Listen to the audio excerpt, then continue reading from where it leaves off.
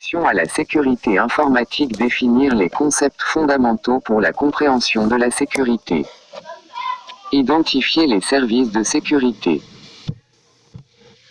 À la fin de cette leçon, vous serez capable de objectifs concepts fondamentaux objectifs définir les concepts fondamentaux pour la compréhension de la sécurité 1. Définition et principes. 1. Enjeu des réseaux informatiques. La sécurité concerne toute entreprise, tout site disposant d'outils informatiques permettant de communiquer. Quel que soit le degré de confidentialité des données, l'enjeu de la sécurité n'est jamais nul pour une entreprise.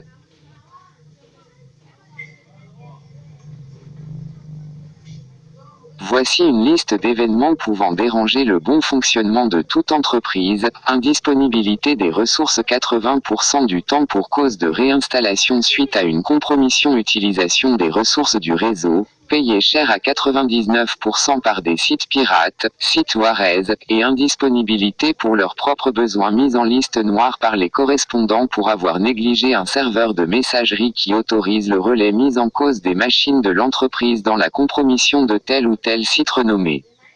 Fondamental. Quel que soit le site considéré, il existe toujours une exigence minimale de fonctionnement qui justifie la mise en place de mesures de sécurité adaptées. Il est important que les responsables de l'entreprise soient directement impliqués dans la définition des enjeux de la sécurité informatique.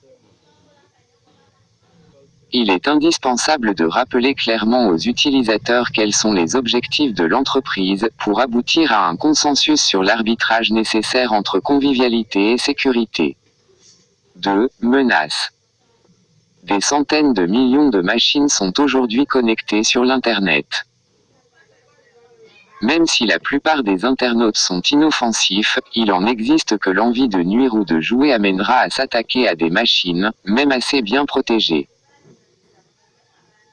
À cette fatalité statistique s'ajoute le sentiment d'impunité dont jouira un pirate qui s'attaque à votre machine, à partir d'une machine connectée à des milliers de km de chez vous.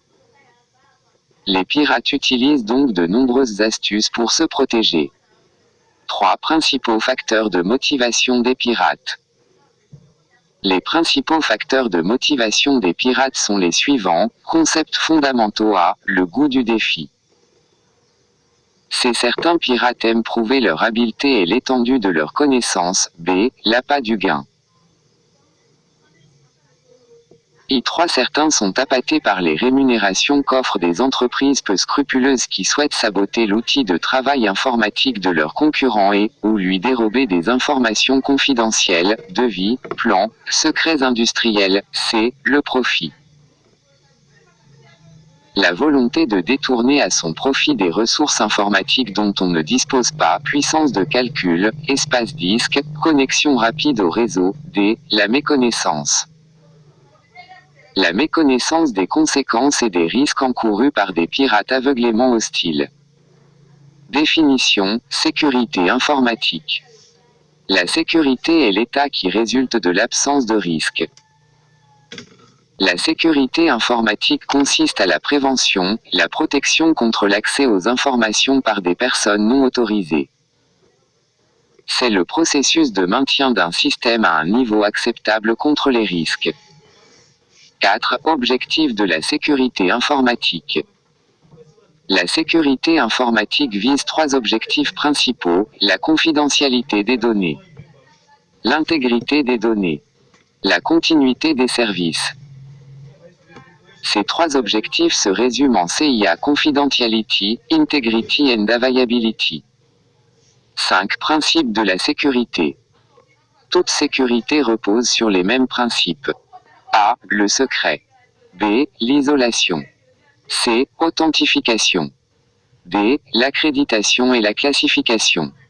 E. La minimisation. F. La surveillance. G. La désinformation. H. La formation, l'information, la sanction. 6. Moyens de la sécurité informatique. Plusieurs techniques sont utilisées pour assurer les objectifs de la sécurité informatique. Concepts fondamentaux. A. Cryptologie. science qui a pour objectif principal de cacher des informations stockées dans des fichiers comme des mots de passe ou informations transitant sur les réseaux. Elle est utilisée aussi pour vérifier l'intégrité des données ou pour l'authentification. B. Sécurité physique. Cela constitue une mesure primordiale de sécurité. Par exemple, fermer les serveurs à clé. C. Système d'authentification. Utilisation de mots de passe, système biométrique pour l'identification. D. Droits. Les droits associés aux fichiers limitent leur accès aux personnes non autorisées. Ce système est couramment utilisé pour la sécurisation des ordinateurs sous Unix, Linux. E. Somme de contrôle. Elle vérifie l'intégrité des fichiers. Elle permet par exemple de détecter la présence de logiciels malveillants. F. Pare-feu. Il permet de filtrer les paquets qui entrent ou sortent d'un réseau. Il constitue un outil de sécurité important. G. Sauvegarde. Les sauvegardes régulières constituent un outil de sécurité aussi important. Elles permettent de retrouver les données perdues après une attaque. H. Audit des principaux événements du système, connexion réussie ou échouée. Cela garantit le suivi des règles de sécurité et permet de détecter des tentatives d'intrusion. La confiance est obligatoire pour garantir l'efficacité des mécanismes de sécurité mis en place. Concepts fondamentaux 2. Exercice, solution numéro 1 page 10, remarque 5 exercices, question 1. Choisir dans la liste ci-dessous, les réponses qui résument les principaux objectifs de la sécurité. Une bonne réponse. A. L'authenticité. B. L'intégrité. C. La continuité. La. D. Confidentialité. Service de la sécurité informatique. A. Empêcher l'utilisation des ressources réseau ou informatiques de façon générale. B. Empêcher la divulgation non autorisée de données. C. Accroître l'utilisation des ressources et données de l'entreprise. D. Empêcher la modification non autorisée de données. E. Empêcher l'utilisation non autorisée des ressources réseau ou informatiques de façon générale. Question 2. Exercice. Quel sigle anglais résume les objectifs de la sécurité informatique? Question 3. Exercice. L'interruption du fonctionnement d'un serveur de l'entreprise correspond à une atteinte à choisir service de la sécurité. Objectif. Identifier les services de sécurité. 1. Différents secteurs de la sécurité. La sécurité se subdivise en plusieurs secteurs dans une société. 1. Sécurité globale. La sécurité globale s'occupe de la sécurité des locaux, des documents papier, du personnel dirigeant. Ce secteur de la sécurité est très proche de la sécurité militaire par ses moyens et ses objectifs. 2. Sécurité du réseau. Le réseau étant le cœur du système d'information d'une entreprise, le responsable de la sécurité réseau est le plus souvent le responsable de la sécurité informatique. La sécurité réseau concerne les pare-feux, les techniques pour éviter toute intrusion au réseau et le choix global des stratégies de sécurisation. 3. Sécurité des serveurs. Ce secteur concerne la sécurité des serveurs de l'entreprise, base de données, web. Sa mise en œuvre nécessite la connaissance des techniques de sécurisation offertes par les systèmes d'exploitation et les applications. Définition des services de sécurité. Pour remédier aux failles et pour contrer les attaques, la sécurité informatique se base sur un certain nombre de services qui permettent de mettre en place une réponse appropriée à chaque menace. Voici les services de sécurité les plus importants. 1. Authentification. Permet de vérifier l'identité revendiquée par une entité, ou l'origine d'un message, ou d'une donnée. 2. Confidentialité. Permet de se protéger contre la consultation abusive des données par des entités tierces indésirables. 3. Contrôle d'intégrité. Permet de vérifier qu'une donnée n'a pas été modifiée par une entité tierce, accidentellement ou intentionnellement. Service de la sécurité. 4. Contrôle d'accès. Permet de vérifier que toute entité n'accède qu'aux services et informations pour lesquels elle est autorisée. 5. Non-répudiation. 2. Cette permet de se protéger contre la contestation d'envoi et de réception de données lors d'une communication. Exercice. Solution numéro 2, page 10, ressources annexes à empêcher l'utilisation des ressources réseau ou informatiques de façon générale. B. Empêcher la divulgation non autorisée de données. C. Accroître l'utilisation des ressources et données de l'entreprise. D. Empêcher la modification non autorisée de données. Question. Un exercice. Le schéma d'authentification est choisir une bonne réponse. A. Un service de sécurité informatique. B. Un moyen de sécurité informatique. C. Un algorithme de sécurité informatique. Question 2. Exercice. Lorsqu'on vérifie que les données d'un système n'ont pas été modifiées, on dit choisir une réponse. A. Qu'on gère le contrôle l'accès aux données. B. Qu'on gère la confidentialité des données. C. Qu'on gère l'intégrité des données. Question 3. Exercice. La sécurité consistant à détecter ou éviter l'intrusion dans le système est appelée. Question 4. Exercice. La confidentialité est A. La garantie que les données échangées ne sont compréhensibles que pour les deux entités. B. La garantie que les données échangées ne peuvent pas être modifiées. E. Empêcher l'utilisation non autorisée des ressources réseau ou informatiques de façon générale. Question 2. CIA. Solution des exercices. Question 4. A. La garantie que les données échangées ne sont compréhensibles que pour les deux entités. B. La garantie que les données échangées ne peuvent pas être modifiées. Exercice P.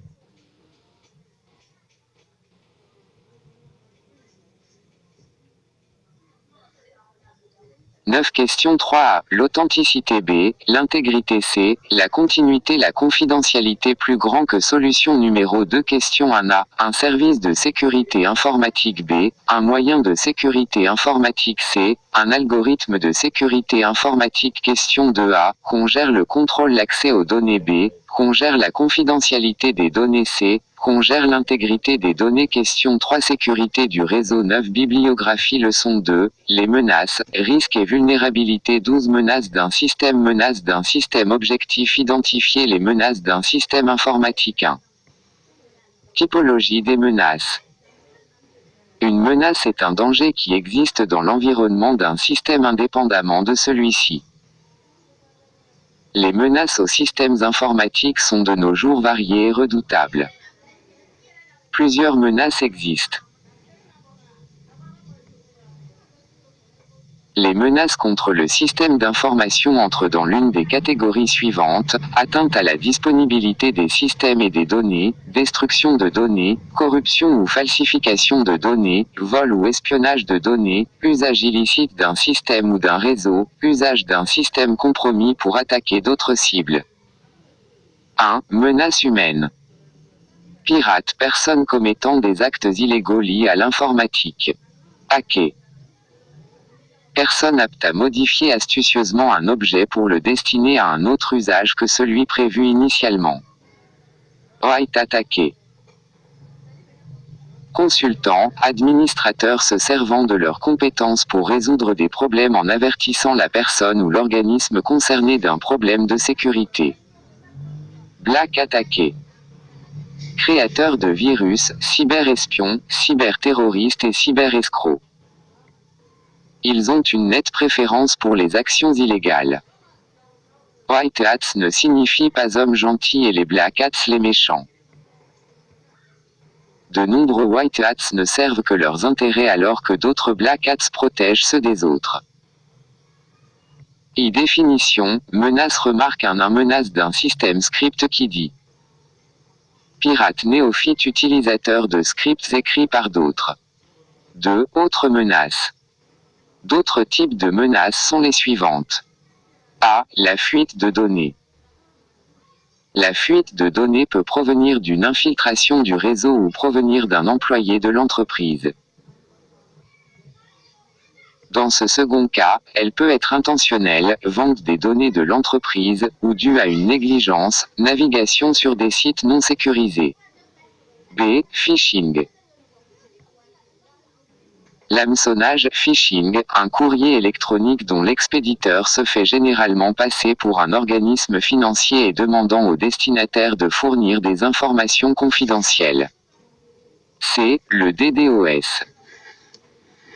Déni de service, denial of service, DO, vise à rendre indisponible un service, un système, un réseau. Le DDoS est plusieurs DO. D. Virus informatique, computer virus. Un virus informatique est un type de logiciel malveillant caché dans un logiciel légitime. Chaque fois qu'un utilisateur ouvre le logiciel infecté, il permet au virus de se propager. Il agit discrètement et se réplique à une vitesse fulgurante grâce aux échanges de données, que ce soit par une clé USB ou un réseau informatique. E. Vers informatique, computer worm. Le virus ne doit pas être confondu avec un vers informatique, qui se répand sur le réseau Internet. Ce dernier peut s'installer sur un ordinateur à partir d'un courriel, par téléchargement d'un fichier ou par messagerie instantanée. Il est beaucoup plus courant que le virus informatique de nos jours. F. Logiciel espion ou cheval de Troie, spyware ou trojan horse. Les virus classiques ont cédé le pas depuis une dizaine d'années à un type particulier de logiciel malveillant, les logiciels espions ou chevaux de Troie. Ceux-ci infectent silencieusement l'ordinateur grâce à une application en apparence légitime. Une fois dans l'ordinateur, le logiciel peut faire ce qu'il veut, enregistrer les mots de passe ou accéder à la caméra pour enregistrer les moindres faits et gestes de l'utilisateur.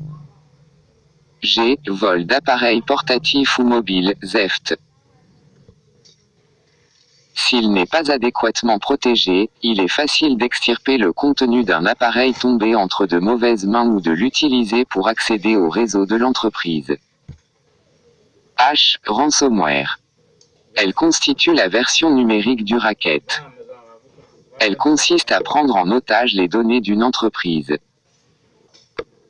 Dans cette attaque, il est impossible d'ouvrir les fichiers car chiffrés par les pirates jusqu'au paiement d'une rançon. Cette menace est aussi appelée rançongiciel. Menace d'un système source de menace 2.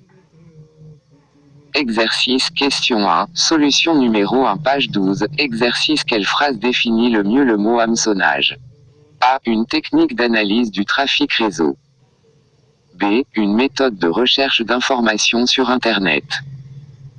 C. Un système d'envoi massif de courriers électroniques. D. Une procédure de collecte de données par formulaire sécurisé. F. Un procédé frauduleux permettant de collecter des informations personnelles. Exercice question 2. Solution numéro 2 page 12, données dans liste ci-dessous des motivations des hackers. A. Prendre connaissance des données. B. Modifier les données. C. Paralyser les services et le réseau. D. Modifier le réseau. Vulnérabilité 1.3 Vulnérabilité. Objectif identifier les vulnérabilités. Type de vulnérabilité. Ce sont les failles, faiblesses de sécurité dans un système qui le rend sensible à une menace. Tout système vu dans sa globalité présente des vulnérabilités, qui peuvent être exploitables ou non. S'il n'y a pas de vulnérabilité, il n'y a pas d'attaque. C'est un état dans un système informatique qui permet à un attaquant d'exécuter des commandes. À un attaquant de se faire passer pour une autre entité. Catégorie de vulnérabilité. Les vulnérabilités sont classées en 3 catégories, dues à la conception, des logiciels ou matériels. Due à l'implémentation, une erreur dans le logiciel ou le matériel. Due à la configuration. Exemple de vulnérabilité. Bug dans les logiciels. Mauvaise configuration. Erreurs humaines. Services permis et non utilisés. Virus et chevaux de Troie. Saturation de la liaison d'accès à Internet. Installation des logiciels et matériels par défaut. Mise à jour non effectuée. Mot de passe inexistant ou par défaut. Services inutiles conservés. Traces inexploitées. Pas de séparation des flux opérationnels des flux d'administration des systèmes. De définition procédure de sécurité obsolète. Vulnérabilités éléments et outils de test laissés en place dans les configurations en production. Authentification faible. Télémaintenance sans contrôle fort. Attaque. Les attaques exploits représentent les moyens d'exploiter une vulnérabilité.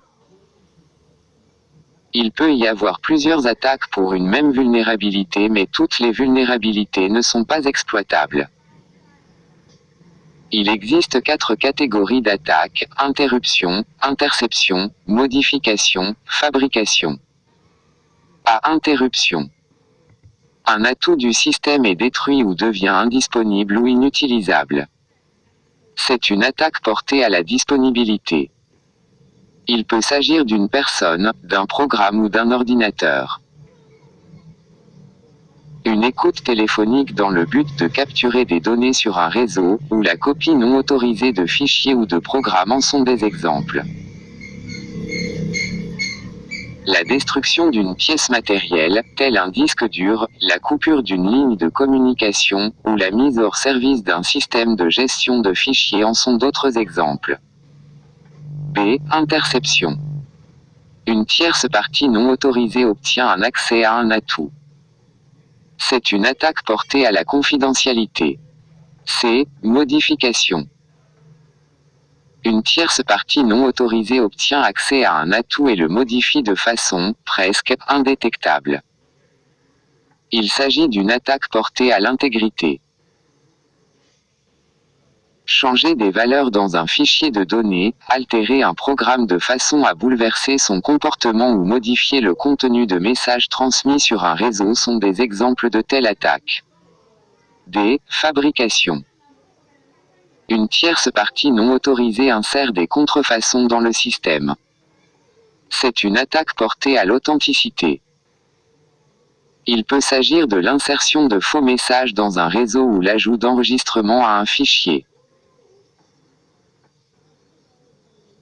Typologie des attaques vulnérabilité. Les contre-mesures. 1.5 Ce sont les procédures ou techniques permettant de résoudre une vulnérabilité ou de contrer une attaque spécifique, auquel cas il peut exister d'autres attaques sur la même vulnérabilité.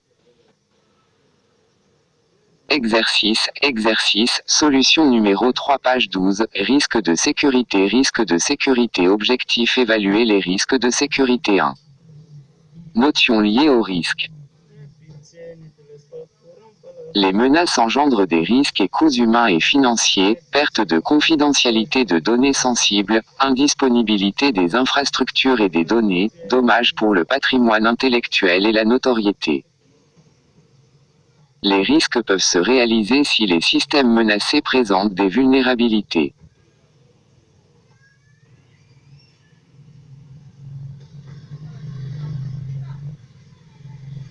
Question. Un exercice donné dans la liste ci-dessus ce qu'un virus peut menacer: la confidentialité des données, le fonctionnement de l'écran, le fonctionnement des programmes, la ROM de l'ordinateur, l'intégrité des données. Question 2. Exercice. La mise hors de service des imprimantes d'une entreprise est: A. Une attaque visant la modification. B. Une attaque visant l'interruption. C. Un risque. D. Une menace. E. Une vulnérabilité. Il est possible de préciser la notion de risque en la décrivant comme le produit d'un préjudice par une probabilité d'occurrence, risque égale préjudice multiplié par probabilité d'occurrence.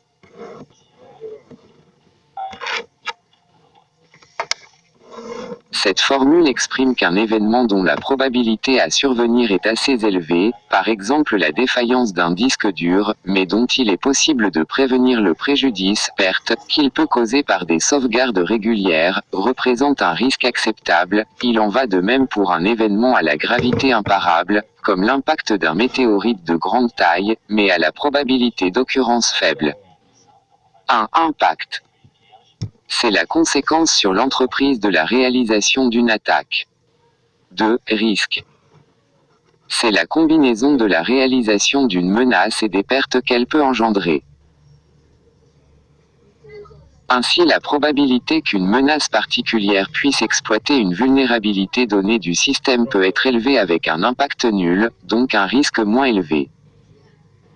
3. Identification des éléments sensibles.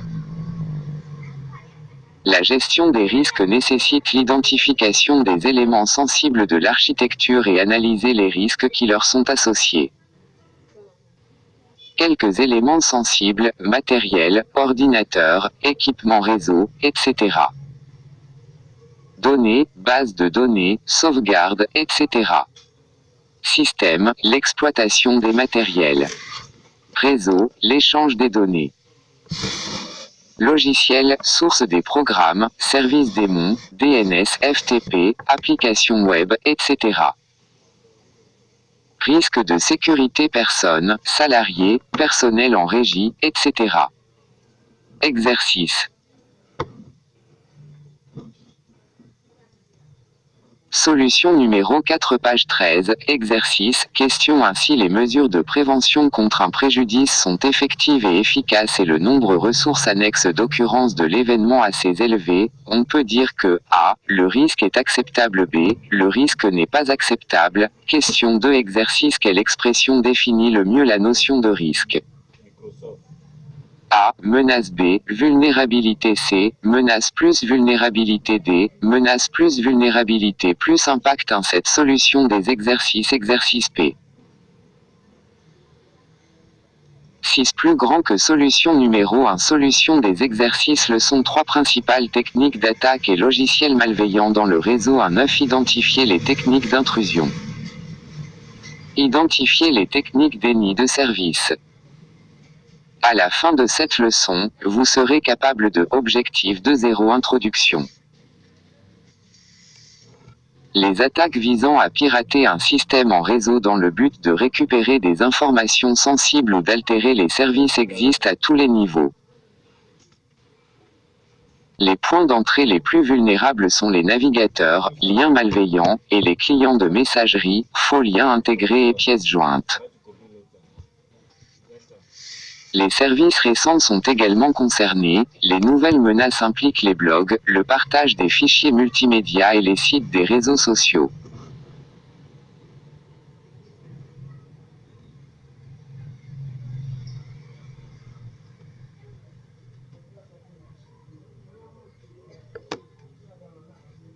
Quelle que soit leur place ou leur rôle dans une architecture de réseau local ou sur Internet, les systèmes, serveurs, PC, routeurs, systèmes de stockage, sont donc tous vulnérables à un certain niveau. Émergence en permanence de nouveaux usages et de nouvelles technologies, et donc de nouvelles vulnérabilités, réseaux sociaux, peer-to-peer, messagerie instantanée, réseau sans fil, smartphone connecté en Wi-Fi ou en 3G, téléphonie sur IP, stockage sur clé USB, les politiques de sécurité sont complexes car elles doivent opérer simultanément sur tous les éléments d'une architecture réseau et pour différents types d'utilisateurs, firewall sur les routeurs d'accès et sur les serveurs d'extrémité, cryptage de certains fichiers, droits accrus pour les administrateurs sur certaines ressources. Les politiques de sécurité mises en place sont basées sur des jugements humains qui doivent de plus être révisés en permanence pour s'adapter aux nouvelles attaques. La sécurisation est coûteuse en moyens, en temps et surtout en ressources humaines.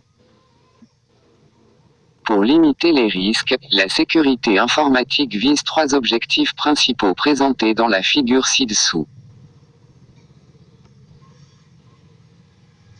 Objectif de sécurité. Les attaques peuvent être classées en deux grandes catégories, les techniques d'intrusion dont l'objectif principal est de s'introduire sur un réseau pour découvrir ou modifier des données et les dénis de service qui ont pour but d'empêcher une application ou un service de fonctionner normalement. Cette deuxième catégorie agit donc sur la disponibilité de l'information tandis que la première concerne essentiellement la confidentialité et l'intégrité. Une autre classification existe de 1, elle distingue les attaques passives basées sur l'écoute et l'interception qui concernent seulement la confidentialité et les attaques actives qui altèrent également les données ou les services et concernent donc la disponibilité et l'intégrité. 2. Technique d'intrusion. Technique d'intrusion. Objectif.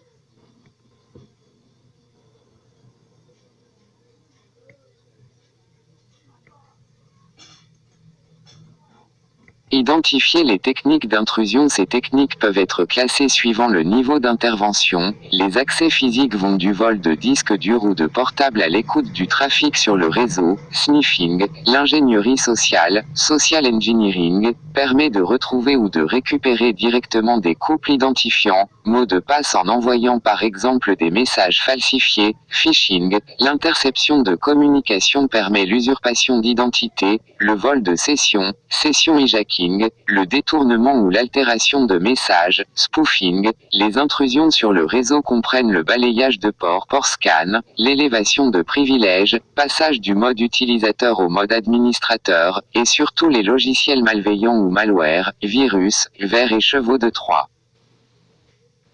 Les principales attaques de ce type sont détaillées dans les paragraphes suivants. Le sniffing. Sur la plupart des réseaux, les trames sont diffusées sur tout le support câble Ethernet, transmission radio Wi-Fi. En fonctionnement normal, seul le destinataire reconnaît son adresse MAC destination sur un réseau Ethernet, et lit le message. La carte Ethernet ou Wi-Fi d'un PC peut être reprogrammée pour lire tous les messages qui traversent le réseau, Promiscu Mode. La limite dans ce cas est le dispositif d'interconnexion utilisé sur le LAN ou le segment de LAN, hub, switch, point d'accès Wi-Fi, routeur. Les hackers utilisent des sniffers ou analyseurs réseau qui scannent tous les messages qui circulent sur le réseau et recherchent ainsi des identités et des mots de passe. Le craquage de mots de passe. Le hacker utilise un dictionnaire de mots et de noms propres construit à partir d'informations personnelles et privées qui ont été collectées, social engineering. Ces chaînes de caractères sont essayées une à une à l'aide de programmes spécifiques qui peuvent tester des milliers de mots de passe à la seconde. Ce type d'attaque est souvent nommé attaque par force brute car le mot de passe est deviné grâce à des milliers d'essais successifs à partir d'un dictionnaire, et non pas retrouvé à l'aide d'un programme capable de décrypter une chaîne de caractères. Le phishing. Ce néologisme anglais provient de la contraction de phishing, pêcher, et de phreaking, pirater le réseau téléphonique. Il s'agit de conduire des internautes à divulguer des informations confidentielles, notamment bancaires, en usant d'un hameçon fait de mensonges et de contrefaçons électroniques, identité visuelle d'un site connu, en-tête, logo. Le cas le plus classique est celui d'un mail usurpant l'identité de votre banque et contenant un lien vers un faux site où l'on vous demandera de confirmer votre numéro de carte Visa par exemple. Technique d'intrusion I2, 3, 4. Le spoofing. Le spoofing consiste à faire passer pour « à usurper ». Les falsifications peuvent intervenir sur tout type de serveur, en particulier sur les serveurs DNS et web. 1. Le DNS spoofing. Le pirate utilise les faiblesses du protocole DNS et de son implémentation sur les serveurs de nom de domaine pour rediriger des internautes vers des sites falsifiés. Le but du pirate est donc de faire correspondre l'adresse IP d'une machine qu'il contrôle à l'URL réel d'une machine publique. 2. Le web spoofing. Le web spoofing est une version élaborée de l'KP spoofing, il s'agit de remplacer un site par une version pirate du même site. Cette technique est notamment utilisée dans la dernière étape du phishing. La falsification se déroule en plusieurs temps, amener la victime à entrer dans le faux site web, grâce à l'utilisation du DNS spoofing par exemple, intercepter les requêtes HTTP, récupérer les vraies pages web et modifier ces pages, envoyer de fausses pages à la victime. Les malwares. Le terme « virus » est souvent employé abusivement pour désigner toutes sortes de logiciels malveillants. Les virus ont été historiquement les premiers malwares. 1. Virus. Un virus est un programme qui se propage à l'aide d'autres programmes ou de fichiers. Il est souvent simple et facile à détecter à partir de son code signature, mais néanmoins efficace lorsqu'il se propage plus rapidement que la mise à jour des antivirus. Un virus passe le plus souvent par la messagerie et est activé par la sélection d'un lien sur le message ou l'ouverture d'un fichier attaché.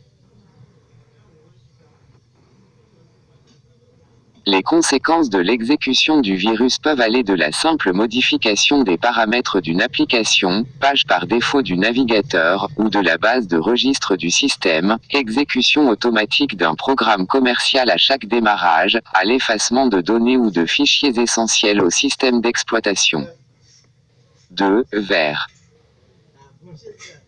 Un verworm est un programme plus sophistiqué capable de se propager et de s'auto-reproduire sans l'utilisation d'un programme quelconque, d'un vecteur, ni d'une action par une personne.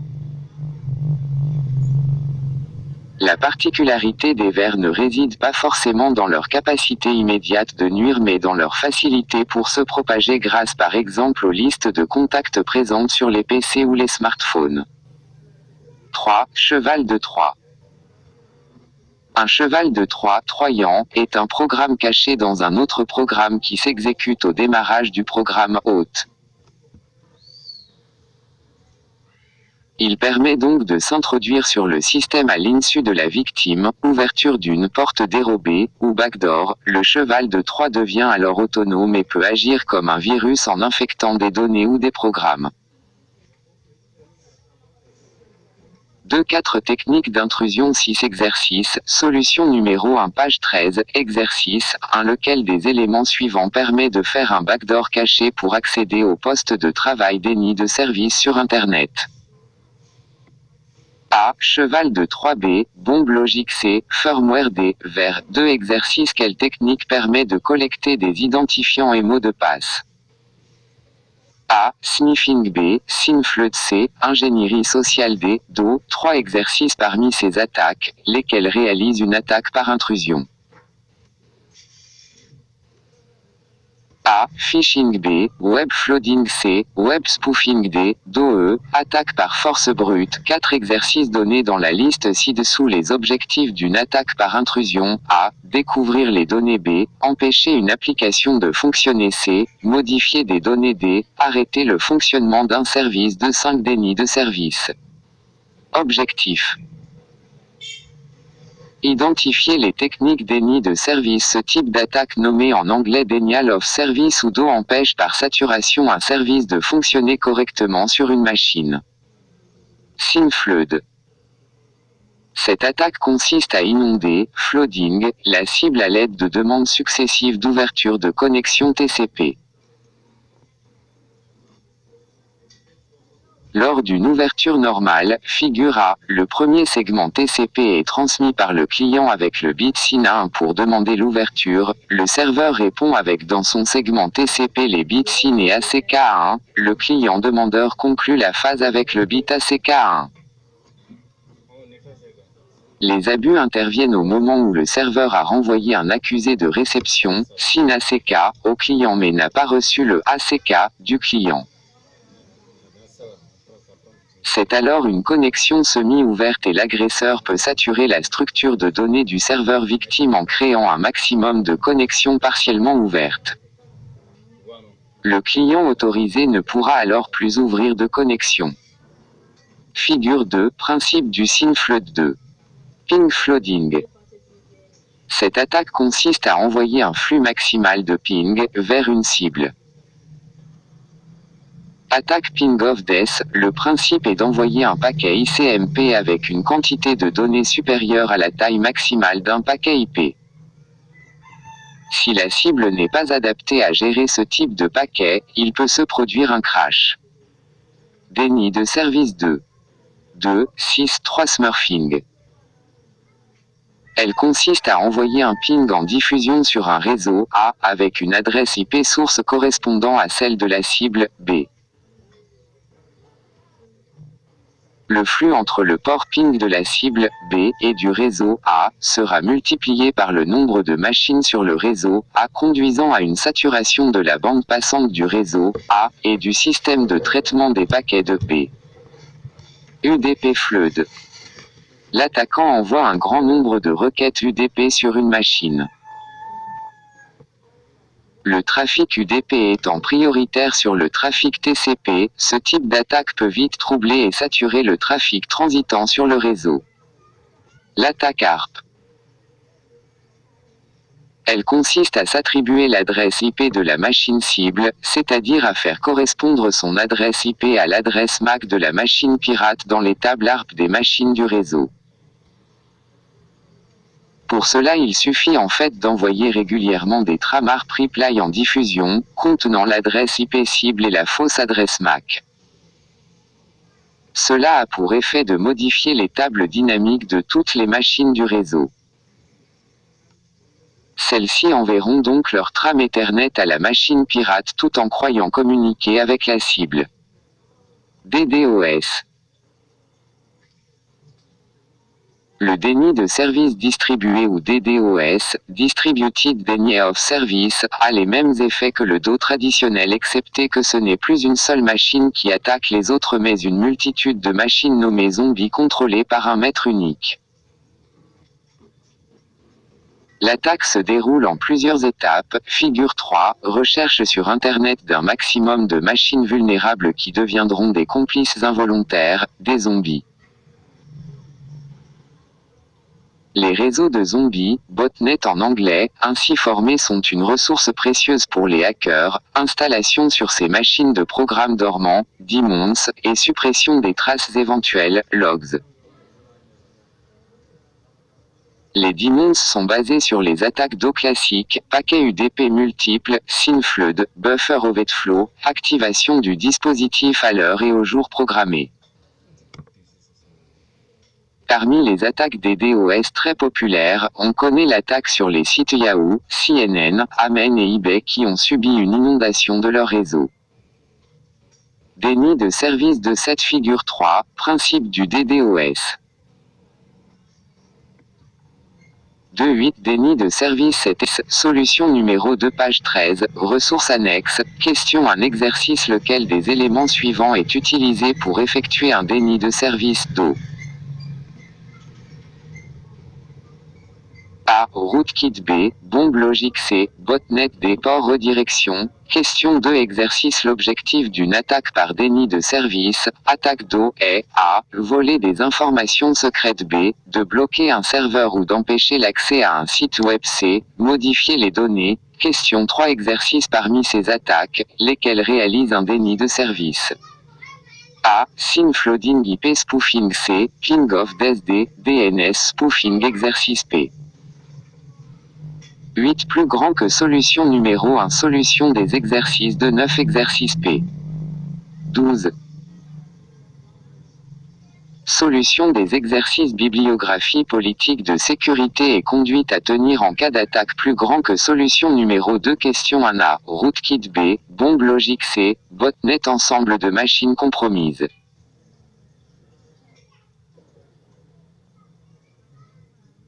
D. Port redirection Question 2A. Voler des informations secrètes B. De bloquer un serveur ou d'empêcher l'accès à un site web C. Modifier les données Question 3A. SYN flooding IP spoofing C. Ping of death D. DNS spoofing 3 Décrire les étapes d'établissement d'une politique de sécurité. Énumérer les bonnes pratiques en cas d'attaque et identifier les erreurs à ne pas commettre. À la fin de cette leçon, vous serez capable de objectif. Politique de sécurité. Politique de sécurité. Objectif. Décrire les étapes d'établissement d'une politique de sécurité.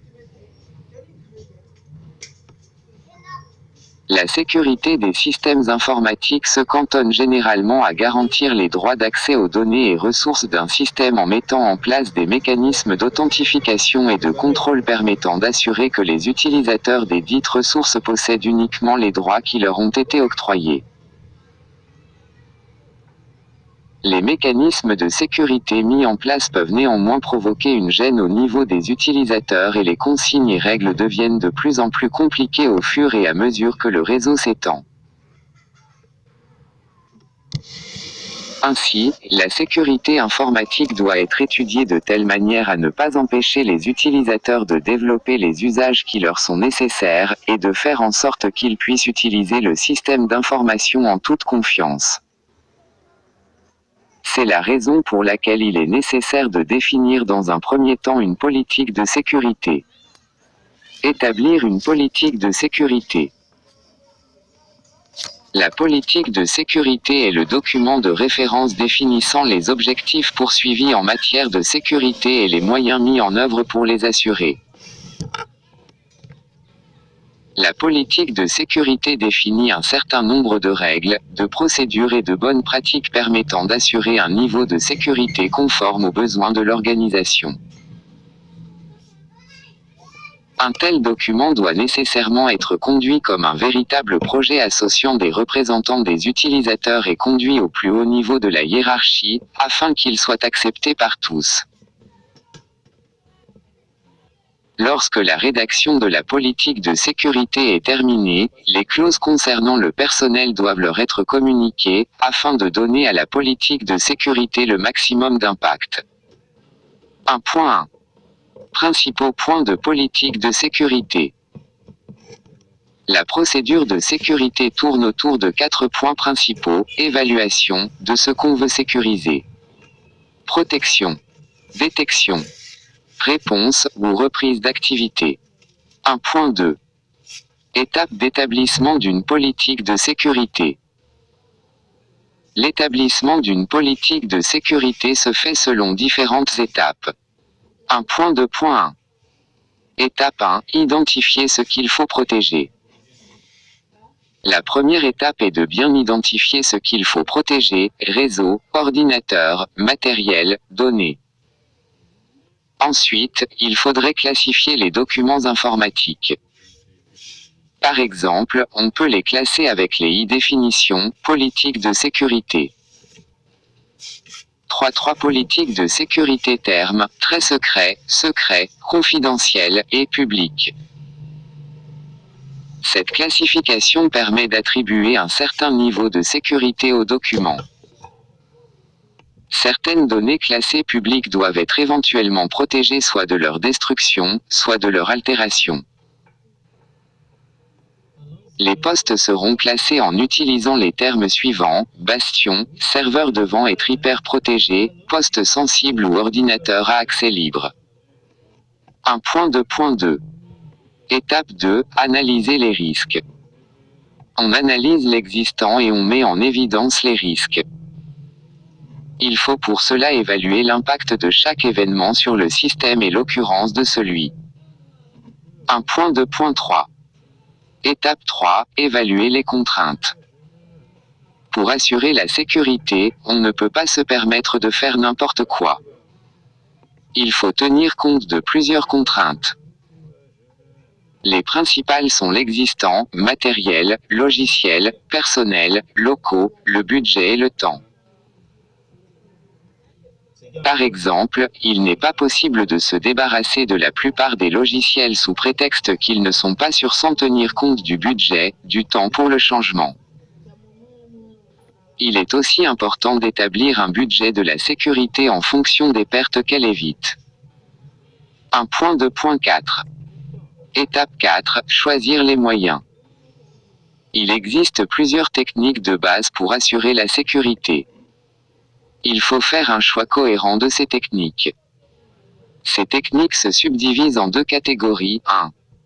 Les moyens de sécurisation. Ces moyens constituent l'élément clé de la sécurité.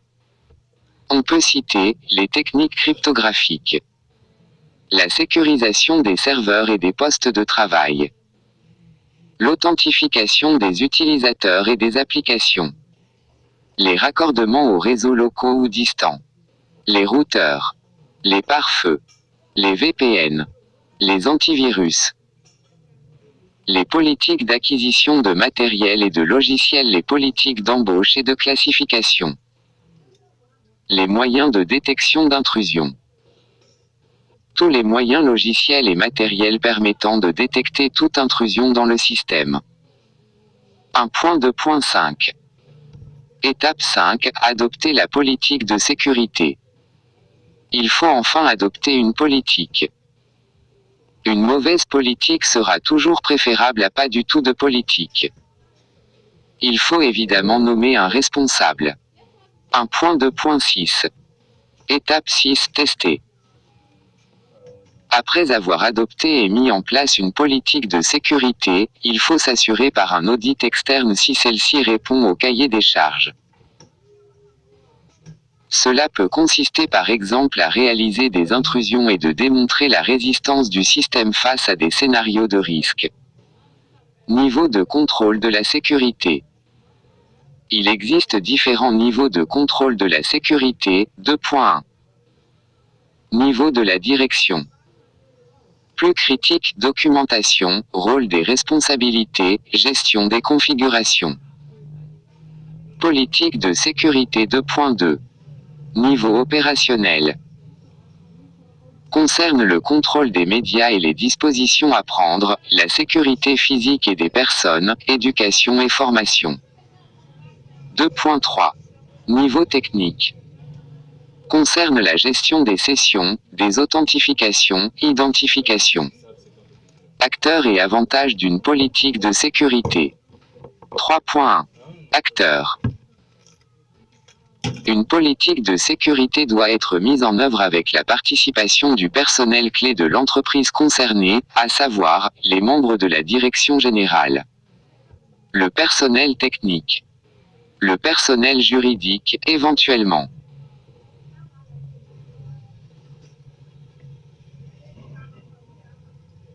La sécurité informatique de l'entreprise repose sur une bonne connaissance des règles par les employés, grâce à des actions de formation et de sensibilisation auprès des utilisateurs, mais elle doit aller au-delà et notamment couvrir les champs suivants: un dispositif de sécurité physique et logique, adapté aux besoins de l'entreprise et aux usages des utilisateurs, une procédure de management des mises à jour, une stratégie de sauvegarde correctement planifiée, un plan de reprise après incide, un système documenté à jour. 3.2.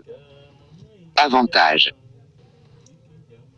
Une politique de sécurité d'entreprise apporte les avantages suivants: un cadre fonctionnel, le voir comme un CPS ou un texte de loi, permettant d'implémenter des procédures de sécurité dans l'infrastructure de réseau, un processus permettant l'audit de la sécurité, une sécurité globale. Une base pour toute action juridique éventuelle, un processus permettant l'audit de la sécurité actuelle du réseau. Politique de sécurité. 3.5.4.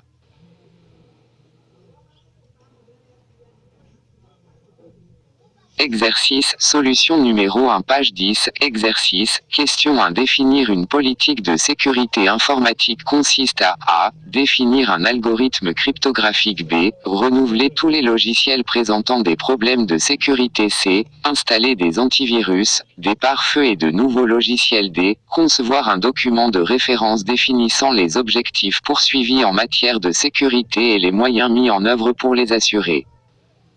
L'entreprise. A. Niveau de la direction. B. Niveau opérationnel. C. Niveau technique. D. Niveau informatique. E. Niveau physique. Question 2. Exercice. Quelles sont les réponses qui resument dans leur ensemble une procédure de sécurité informatique? A. Détection B. Vigilance C. Évaluation D. Protection E. Formation F. Reprise. Question 3. Exercice. À quel niveau de contrôle appartient le contrôle des règles d'utilisation de clés USB dans bonne pratique en cas d'attaque. Bonne pratique en cas d'attaque. Objectif. Énumérer les bonnes pratiques en cas d'attaque. Identifier les erreurs à ne pas commettre. Conduite à tenir en cas d'incident. Exemple de problème. Problème, votre entreprise est victime d'une intrusion. Que faire? 1. Évaluer l'importance de l'incident et sa nature. Rassembler l'équipe anti-intrusion. Évaluer la solution de débrancher l'ordinateur du réseau concerné. Constituer un dossier d'analyse pouvant servir plus tard de preuve et diagnostiquer le problème principalement en étudiant les journaux de bord. Faire si possible une copie ou une sauvegarde du système infecté. Avertir les autorités, les utilisateurs, la direction. Réparer les systèmes et reprendre les activités. Évaluer les dommages et les coûts de l'incident. Documenter l'incident. Vérifier s'il n'est pas nécessaire de modifier les stratégies et les moyens de sécurité. Les erreurs à ne pas commettre et prévoyance. 2.1. Erreur à ne pas commettre. Paniquer. Ne pas avoir de plan de réponse aux attaques. Résoudre le problème sans essayer de le comprendre. 2.2. Prévoyance. Constituer une équipe de réponse aux incidents. Rassembler les informations nécessaires, par exemple les coordonnées du FAI. Prévoir des checklists pour diagnostiquer les problèmes. Prévoir un plan de reprise d'activité, sauvegarde. Bonne pratique en cas d'attaque. 3. Exercice.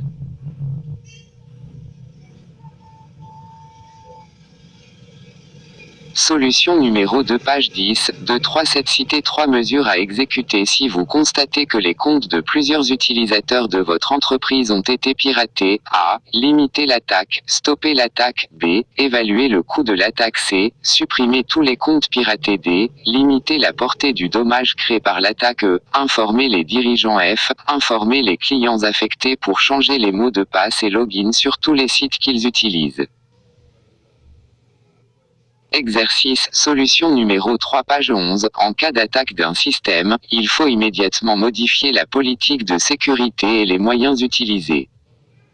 Vrai ou faux? A. Vrai. B. Faux. Ressources annexes A. Définir un algorithme cryptographique. B. Renouveler tous les logiciels présentant des problèmes de sécurité. C. Installer des antivirus, des pare-feux et de nouveaux logiciels. D. Concevoir un document de référence définissant les objectifs poursuivis en matière de sécurité et les moyens mis en œuvre pour les assurer. Solution des exercices. Exercice P. 7 plus grand que solution numéro 1. Question 1. Solution des exercices. Exercice P.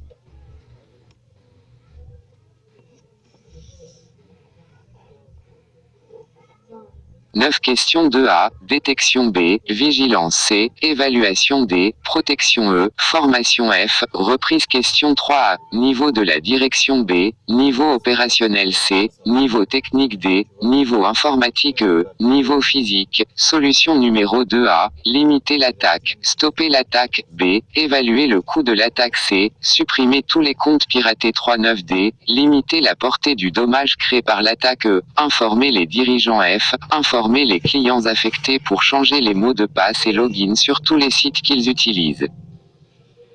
Leçon 5. Protection des données et confidentialité. Exercice P. 9 plus grand que solution numéro 3A. Vrai. B. Faut chercher à comprendre d'abord le problème avant de penser à changer de politique. Présenter l'intérêt de protéger vos périphériques et données personnelles. Présenter l'intérêt de la sécurisation des données. À la fin de cette leçon, vous serez capable de objectif 4 en introduction. Cette leçon s'intéresse à la protection des périphériques et données personnelles. Elle présente des conseils et techniques pour la protection des périphériques, la sécurisation des données sur le réseau local et celles stockées en ligne. 4.2 Protection des périphériques informatiques. Protection des périphériques informatiques. Objectif: présenter l'intérêt de protéger vos périphériques et données personnelles. Étapes pour protéger les périphériques. Les périphériques informatiques, smartphones, tablettes, PC, stockent les données et représentent le portail de la vie en ligne. Voici une liste des étapes à suivre pour protéger les périphériques informatiques d'une intrusion. 1.1. Activez toujours le pare-feu. Que ce soit un pare-feu logiciel ou un pare-feu matériel sur un routeur, il doit être activé et mis à jour pour empêcher l'accès des pirates à vos données personnelles ou d'entreprise. 1.2. Utilisez un antivirus et un anti-logiciel espion. Les programmes malveillants, virus, chevaux de Troie, vers, rançongiciels, logiciels espions, s'installent sans autorisation sur vos périphériques informatiques, afin d'obtenir l'accès à votre ordinateur et à vos données. Les virus peuvent détruire vos données, ralentir votre ordinateur ou prendre son contrôle, prendre le contrôle et diffuser des pourriels à partir de votre compte. Le logiciel espion peut surveiller vos activités en ligne, collecter vos informations personnelles ou produire des publicités contextuelles indésirables sur votre navigateur web lorsque vous êtes en ligne. 1.2.1. Les bonnes règles. 1. Ne téléchargez que les logiciels venant de sites web sécurisés afin d'éviter si possible l'intrusion du logiciel espion. 2. Installer un logiciel antivirus et le maintenir à jour pour protéger votre ordinateur des derniers programmes malveillants. Le logiciel antivirus est conçu pour analyser votre ordinateur et les emails reçus afin de détecter les virus et de les supprimer. Parfois, le logiciel antivirus inclut également un anti-logiciel espion. 1.2.2. Gérez votre système d'exploitation et votre navigateur web. Les pirates s'efforcent toujours de tirer profit des vulnérabilités des systèmes d'exploitation et des navigateurs web.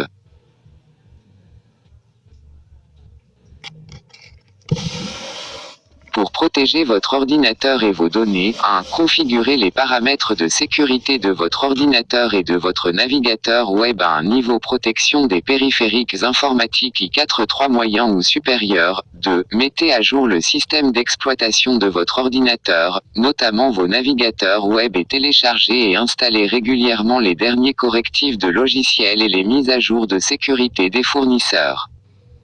1.3. Protégez tous vos périphériques.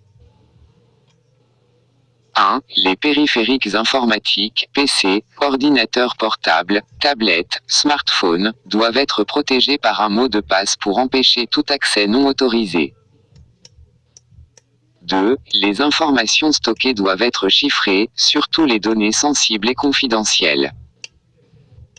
3. Pour les terminaux mobiles, ne stockez que les informations nécessaires. Au cas où ces périphériques seraient volés ou perdus lorsque vous sortez, si l'un de vos périphériques est compromis, les cybercriminels peuvent avoir accès à toutes vos données par l'intermédiaire de votre fournisseur de services en nuage, comme iCloud ou Google Drive. 4. Utilisez une connexion réseau isolée, différente du réseau local, pour les appareils connectés à l'IO, Internet of Things ou Internet des objets en français, et de la partager uniquement avec d'autres appareils connectés à l'IO.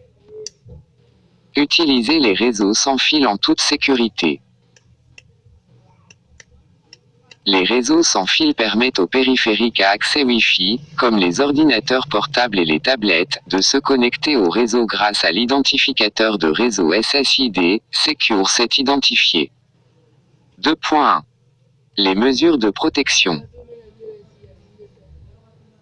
1. 1. Pour empêcher l'accès des intrus à votre réseau sans fil domestique, l'identificateur SSID préfiguré et le mot de passe par défaut de l'interface administrative du navigateur web doivent être changés. Les pirates connaissent ce type d'information d'accès par défaut. 2. De plus, vous devez crypter votre communication sans fil en activant la sécurité sans fil et la fonctionnalité de chiffrement WPA2 du routeur sans fil. 3. Le routeur sans fil peut également être configuré pour ne pas diffuser l'identificateur SSID, ajoutant ainsi une barrière supplémentaire à la détection du réseau, sans pour autant être une sécurité adéquate pour le réseau sans fil.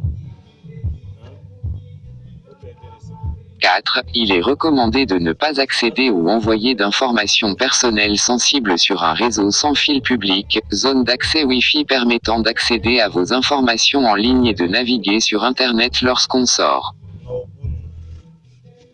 Vérifiez si votre ordinateur est configuré pour le partage de fichiers et de médias et s'il nécessite une authentification des utilisateurs avec un chiffrement. 5. Pour empêcher l'interception de vos informations par un tiers, ou écoute illicite, en cas d'utilisation d'un réseau sans fil public, utilisez des tunnels et services VPN chiffrés. Le service VPN vous fournit un accès à Internet sécurisé, avec une connexion chiffrée entre votre ordinateur et le serveur VPN du fournisseur de services VPN. Grâce au tunnel VPN chiffré, même si la transmission des données est interceptée, elle est non déchiffrable. 6. Désactivez le Bluetooth lorsque vous ne l'utilisez pas car cette technologie peut être exploitée par les pirates pour une écoute illicite de certains périphériques, pour configurer des contrôles d'accès à distance, pour distribuer des programmes malveillants et pour décharger les batteries. Utilisez des mots de passe uniques pour chaque compte en ligne. 3.1. Mots de passe fiables. 4. Utilisez des mots de passe fiables et uniques pour éviter que vous et vos données soient vulnérables aux cybercriminels.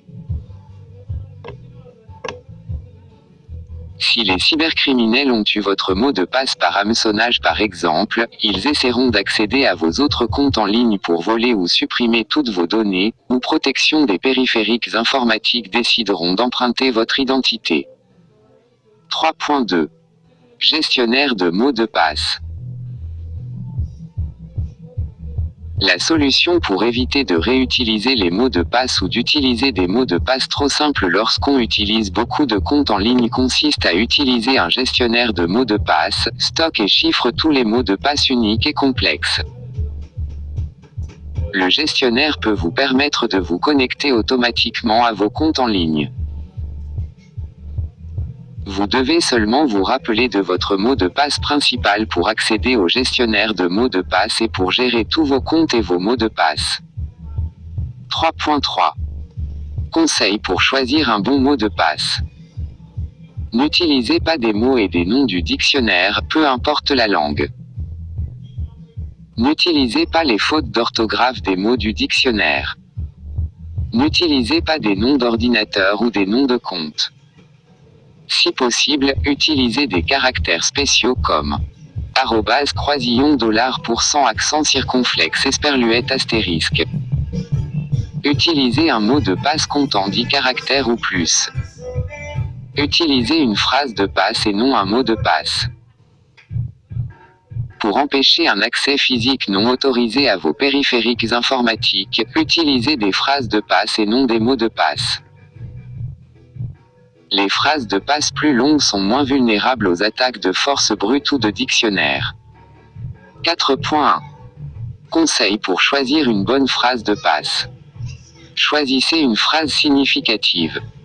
Ajoutez des caractères spéciaux comme $, accent circonflexe esperluette astérisque. Plus c'est long, mieux c'est. Évitez les phrases courantes ou célèbres, par exemple, des textes d'une chanson populaire. Même si l'accès à vos ordinateurs et à vos périphériques réseaux sont sécurisés, il est également important de protéger et de sécuriser vos données. Exercice. Solution numéro 1, page 12, 6.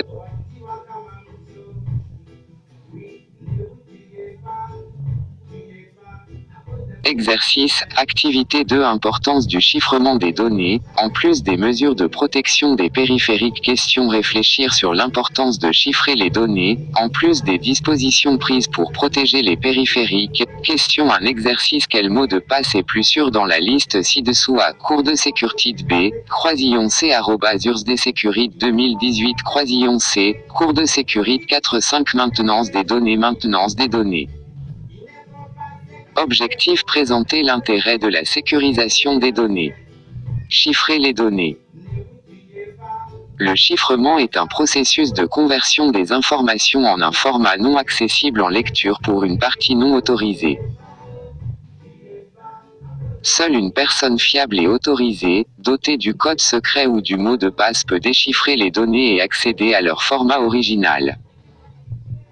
Le chiffrement proprement dit n'empêche pas l'interception des données par un tiers.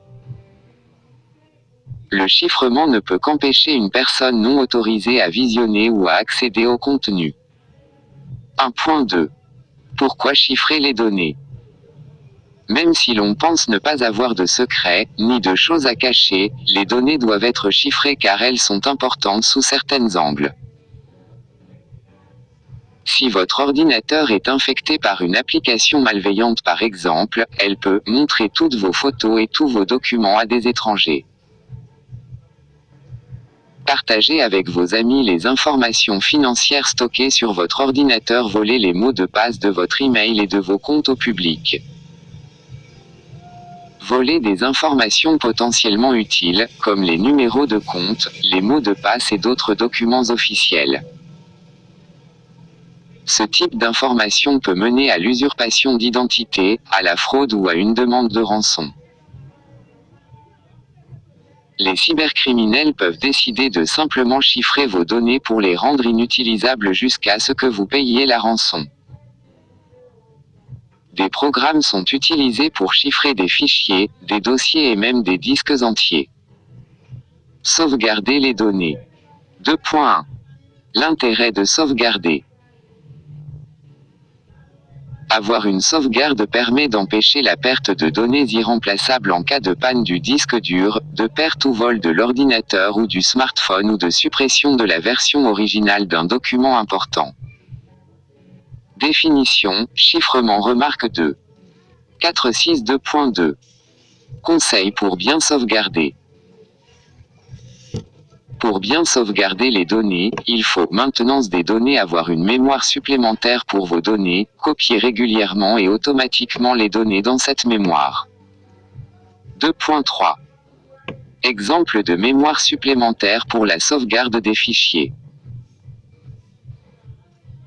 Réseau domestique, stockage en réseau NAS, une mémoire secondaire, disque dur externe, clé USB, CD DVD, ou le cloud, service, de stockage du cloud comme Amazon Web Services, AWS. Supprimez définitivement vos données. Un fichier déplacé dans la corbeille est définitivement supprimé par la suite et toujours accessible à partir du système d'exploitation. Toute personne possédant les bons outils de recherche peut encore récupérer le fichier en raison de l'empreinte magnétique sur le disque dur. Conseil sur la suppression des données. Afin de supprimer les données pour qu'elles ne soient plus récupérables, ces dernières doivent être remplacées par une suite de 1, 1 et de 0, 0, avec des outils adéquats. La seule manière de certifier que les données ou les fichiers ne sont pas récupérables consiste à détruire physiquement le disque dur ou le périphérique de stockage. Il faudrait supprimer les copies des données stockées en ligne. Lorsque vous devez supprimer vos données ou vous débarrasser d'un disque dur ou d'un ordinateur, demandez-vous si vous avez protégé les données pour que des personnes malveillantes n'y aient pas accès. Protection de la confidentialité. Authentification à 2 facteurs. Outre le nom d'utilisateur et le mot de passe, ou le modèle ou le numéro d'identification personnelle, PIN, utilisé dans certains services en ligne, l'authentification à deux facteurs nécessite un second jeton, comme un objet physique, une carte de crédit, un téléphone ou un porte-clés, un balayage biométrique, une empreinte digitale ou palmaire et une reconnaissance vocale ou faciale. Ne partagez pas trop d'informations sur les réseaux sociaux.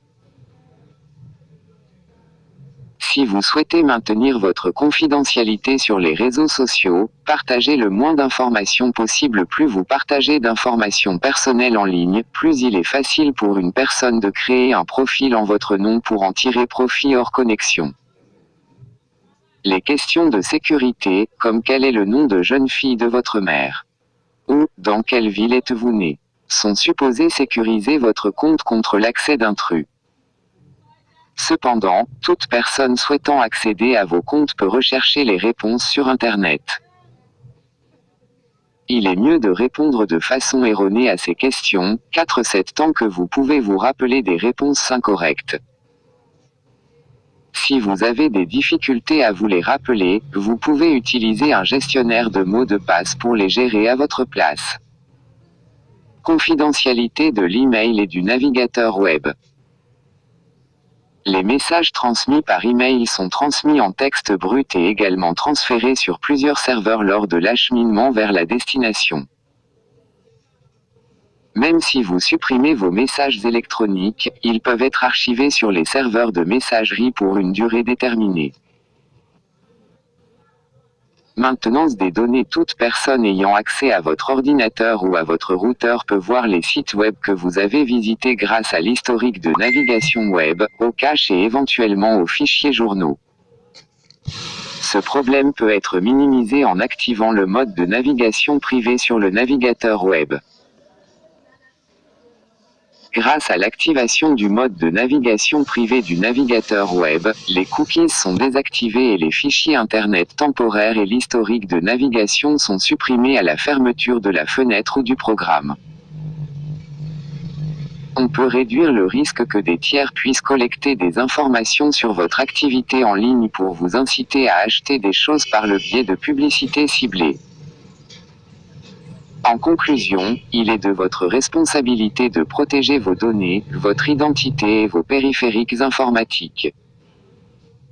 Il suffit de quelques précautions simples pour vous éviter des problèmes dans le futur. Exercice, activité 1. Le système EFS, Encrypting File System, de Windows permet de chiffrer des données. Question. Faire des recherches sur son fonctionnement et l'application de ce programme pour le chiffrement de fichiers. Exercice, activité 2. Les programmes SDLET de Microsoft, Shred de Linux permettent de supprimer définitivement les fichiers.